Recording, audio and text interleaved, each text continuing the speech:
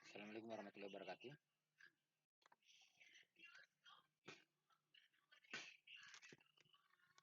Kali ini saya akan membagikan tutorial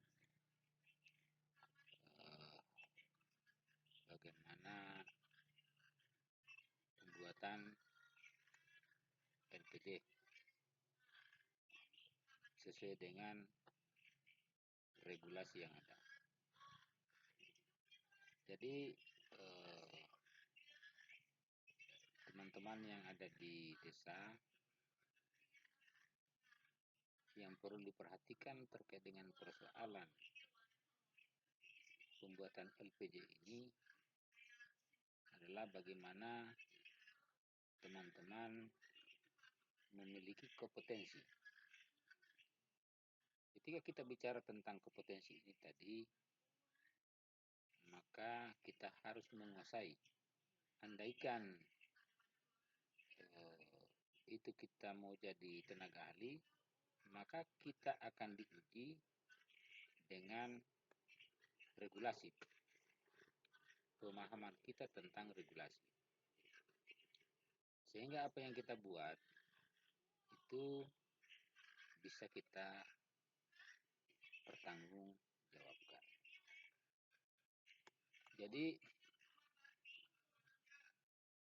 acuan regulasi di sini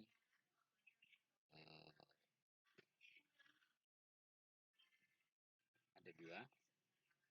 Yang pertama adalah Permendagri nomor 20 tahun 2018. Kemudian mekanisme pengadaan barang dan jasa. Khusus desa kita sudah cukup mengacu kepada LKPP nomor 12 tahun 2019. Jadi LKPP ini merupakan singkatan dari Lembaga Kebijakan Pengadaan Barang dan Jasa Pemerintah tentang Desa. Ya, baik teman-teman, kita langsung masuk saja.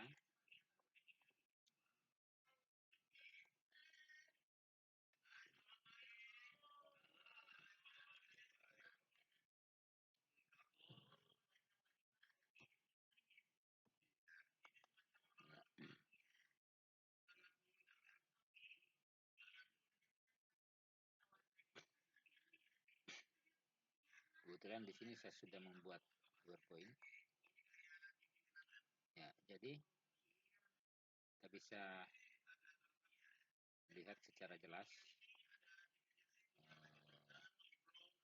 gambaran singkat daripada alur pembuatan LPG. Ya, saya bacakan alur penyusunan LPG dana desa. Sesuai Permendagri nomor 20 tahun 2018 dan LKPP nomor 12 tahun 2019. Jadi saya di sini hanya menjelaskan dari APBDes. Yang perlu kita ketahui bahwa penyusunan APBDes ini kita mengacu kepada RKPDes yang sudah ditetapkan. Jadi kalau bicara ditetapkan itu berarti sudah ada dengan peraturan desanya. Jadi setelah teman-teman menyusun APBDes, selanjutnya, jadi secara kewenangan ini Sekdes, kemudian KAUR, termasuk PPK. Itu nanti akan membuat DPA.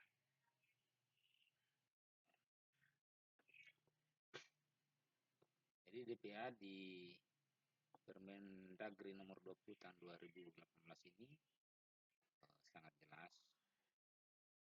Jadi kalau BPKP itu biasa kalau mereka turun, yang mereka perhatikan itu adalah DPA. DPA ini terdiri 3. Yang pertama RAB sesuai apa yang ada dalam RKPDes. Yang kedua RKA, rencana kegiatan anggaran desa. Jadi RKA ini merupakan rencana penarikan dana yang kita jadwalkan berdasarkan bulan.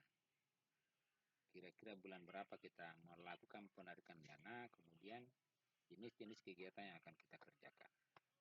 Sehingga akumulasi daripada dana yang dicairkan di rekening itu, katakanlah tahap 1, itu sudah terpetakan. Tetapi bisa saja tidak habis, masih bersisa. Ya, seperti itu. Kemudian ada RKKD, Rencana Kerja Kegiatan Desa. Ini tujuannya itu memberikan informasi kepada supplier bahwa ada jenis kegiatan yang ada di desa, volumenya berapa, di mana lokasinya. Ya, setelah teman-teman membuat DPA, langkah selanjutnya itu adalah melakukan survei harga. Ya, jadi bicara tentang harga material ini, RAB itu bukanlah akhir. Ya, itu hanyalah proses awal perencanaan. Pada intinya dalam RAB itu adalah analisa kebutuhan bahan dan alat. Ya, kalau RAB itu masih diatur atau masih bisa kita atur di kemudian. Ya, jadi sebelum pengadaan barang dan jasa itu kita pastikan melakukan survei harga minimal 3 toko dan dilakukan